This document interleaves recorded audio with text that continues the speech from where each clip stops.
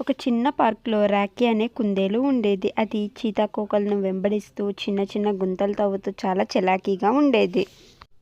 అదే పార్కులో కోబీ అనే కాకి చెట్టుపై నుండి ఇదంతా గమనిస్తూ ఉండేది. కోబీ చాలా తెలివైంది. ఈజీగా ప్రమాదాలను పసిగట్టగలదు. ఒకరోజు రాకీ పార్కులో ఆడుతూ ఆడుతూ ఒక క్యారెట్ పంటను చూసింది. అవి చూడగానే రాకీకి చాలా బాగా నచ్చాయి.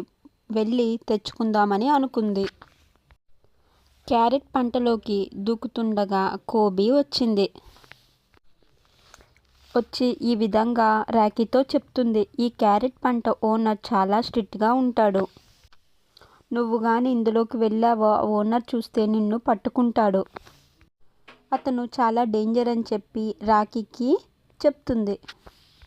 రాకీ మాత్రం ఏం కాదు, నేను తొందరగా వెళ్ళి వస్తాను.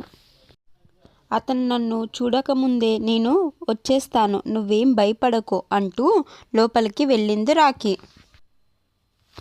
బయట నుంచి ఏమన్నా వస్తే వాటిని పట్టుకోవడానికని పంట ఓనర్ ఒక నెట్ను పెట్టాడు. దాంట్లో ఇరుక్కుపోయింది రాకీ. రాకీ దాంట్లో నుంచి బయటికి రాలేక అనవసరంగా కోబీ మాటలు వినకుండా ఇందులోకి వచ్చానే అనుకుంటూ బాధపడుతుంది.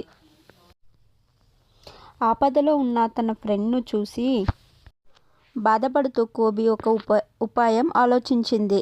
ఓనర్ వాళ్ళ ఇంటి దగ్గరికి వెళ్ళు అరుస్తూ అతను అటు వెళ్ళగానే కోబీ రాకీని నెట్లో నుంచి విడిపించింది. రాకీ తన తప్పును తాను తెలుసుకొని చాలా జాగ్రత్తగా కోబీతో ఉండేది.